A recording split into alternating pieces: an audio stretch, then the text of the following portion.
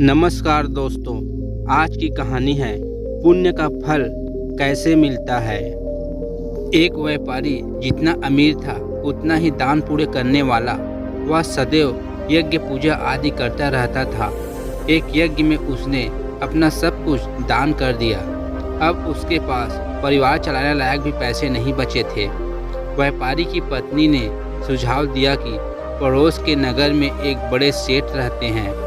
वह दूसरों के पुण्य खरीदते हैं। आप उनके पास जाइए और अपने कुछ पुण्य बेचकर थोड़े पैसे ले आइए, जिससे फिर से काम धंधा शुरू हो सके। पुण्य बेचने की व्यापारी की बिल्कुल इच्छा नहीं थी, लेकिन परिवार के दबाव और बच्चों की चिंता में वह पुण्य बेचने को तैयार हुआ। पत्नी ने रास्ते में खाने के लिए 4 रोटियां बनाकर दे दी। व्यापारी चलता चलता उस नगर के पास पहुंचा जहां पुण्य के खरीदार सेठ रहते थे। उसे भूख लगी थी। नगर में प्रवेश करने से पहले उसने सोचा भोजन कर लिया जाए। उसने जैसे ही रोटियां निकाली, एक कुतिया तुरंत के जन्मे अपने 3 बच्चों के साथ आ खड़ी हुई। कुतिया ने बच्चे जंगल में जन्म दिए थे। बारिश के दिन थे और बच्चे छोटे थे, इसलिए वह उन्हें छोड़कर नगर में नहीं जा सकती थी। व्यापारी को दया आ गई। उसने एक रोटी कुतिया को खाने के लिए दे दिया। कुतिया पलक झपकते रोटी चट कर गई, लेकिन वह अब भी भूख से हांफ रही थी। व्यापारी ने दूसरी रोटी, फिर तीसरी रोटी और फिर 4 रोटियां कुतिया को खिला दी। खुद केवल पानी पीकर सेठ के पास पहुंचा। व्यापारी ने सेठ से कहा कि वह अपना पुण्य बेचने आया है। सेठ व्यस्त था। उसने कहा कि शाम को आओ। दोपहर में सेठ भोजन के लिए घर गया और उसने अपनी पत्नी को बताया कि एक व्यापारी अपने पुण्य बेचने आया है। उसका कौन सा पुण्य खरीद दूं? सेठ की पत्नी बहुत पतिव्रता और सिद्ध थी। उसने ध्यान लगाकर देख लिया कि आज व्यापारी ने कुतिया को रोटी खिलाई है। उसने अपने पति से कहा कि उसका आज का पुण्य खरीदना जो उसने एक जानवर को रोटी खिलाकर कमाया है, वह उसका अब तक का सर्वश्रेष्ठ पुण्य है। व्यापारी शाम को फिर अपना पुण्य बेचने आया। सेठ ने कहा, आज आपने जो यज्ञ किया है, मैं उसका पुण्य लेना चाहता हूँ। व्यापारी हंसने लगा।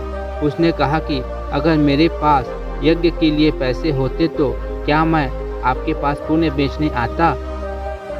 सेठ ने कहा कि आज आपने किसी भूखे जानवर को भोजन कराकर उसके और उसके बच्चों के प्राणों की रक्षा की है। मुझे वही पुण्य चाहिए। व्यापारी वह पुण्य बेचने को तैयार हुआ। सेठ ने कहा कि उस पुण्य के बदले वह व्यापारी को 4 रोटियों के वजन के बराबर हीरे मोती देगा।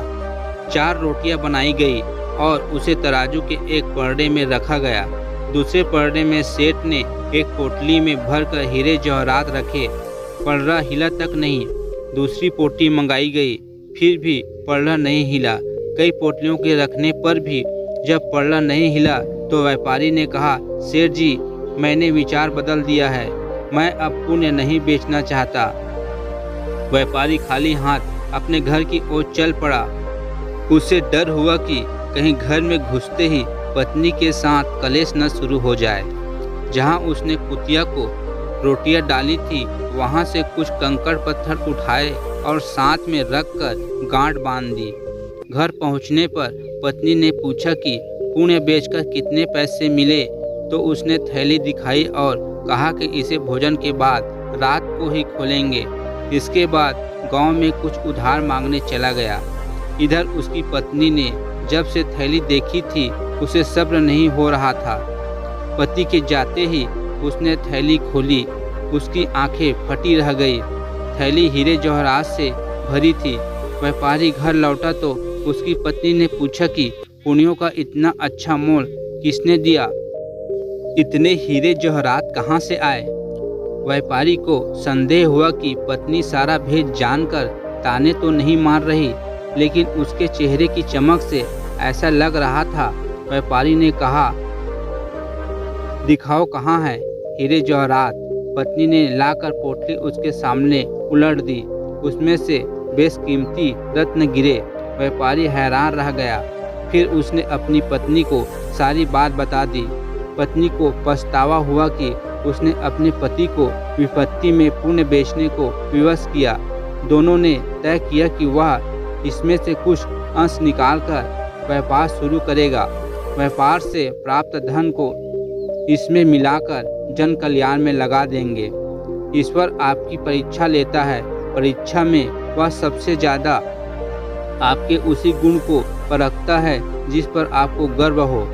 अगर आप परीक्षा में खरे उतर जाते हैं तो ईश्वर वह पूर्ण आप में हमेशा के लिए वरदान स्वरूप दे देते हैं।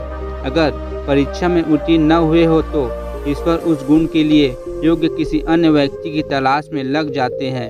इसलिए विपत्ति काल में भी भगवान पर भरोसा रखकर सही राह चलनी चाहिए। आपके कंकड़ पत्थर भी अनमोल रत्न हो सकते हैं। न डर रे मन दुनिया से, यहाँ किसी के चाहने से नहीं किसी का बुरा होता है। मिलता है वही जो हमने बोया होता है। कर पुकार उस प्रभु के आगे, क्योंकि सब कुछ उसी के बस में होता है। अगर वीडियो पसंद आए हो तो वीडियो को लाइक, शेयर और चैनल को सब्सक्राइब करना न भूलना। धन्यवाद।